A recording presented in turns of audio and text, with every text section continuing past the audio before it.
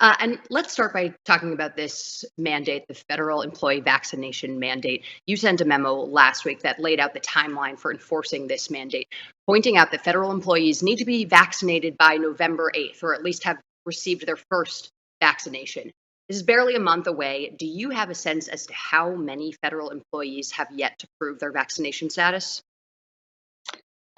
Yes, great question. And I want to dive right into that. I hope you will give me just a minute to say hello to everyone and just introduce myself as the OPM director. And for those who may not know very much about the Office of Personnel Management, our tagline should be more than just the snow days, because we actually really we're involved in the lifespan of a federal employee from when they come on and they're hired to when they retire, as well as doing a lot of the work around the vaccine mandate and, of course, thinking about future of work.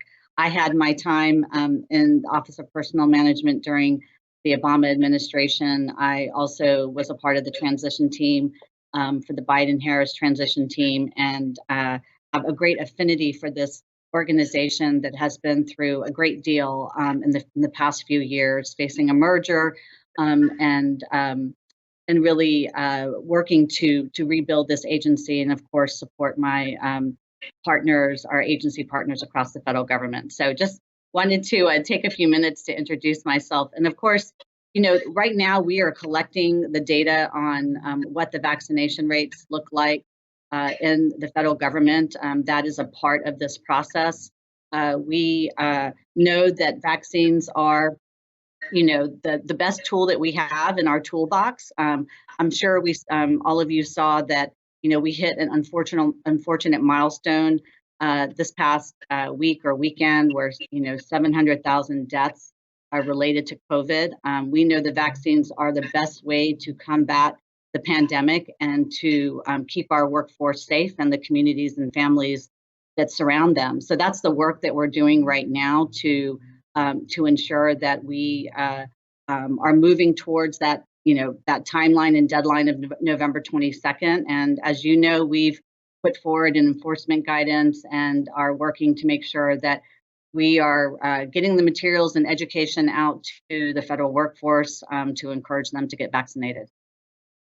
And we are definitely going to get back to some of your responsibilities as the head of human resources for the largest employer in the country, a little bit later in the conversation. So I just want you to know that. But I'm wondering on the issue of vaccination, how exactly are you tracking the implementation of this policy across all of these federal agencies?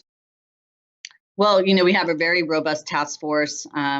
We play a leadership role on this task force. We have OMB, and we have other agencies as well, GSA, a number of other agencies. So it's a very coordinated effort, and there are tons of phone calls and engagement. There's a whole effort that takes place related to what the guidance that we'll issue at any given moment, and there's quite a bit that we're putting out there. So it's a fairly coordinated effort. We have a number of staff involved, and we are also tracking, like I mentioned, pulling the data every week of where agencies are in their vaccination rates to get a real sense in real time what they're going to be looking at from week to week and meeting our deadline.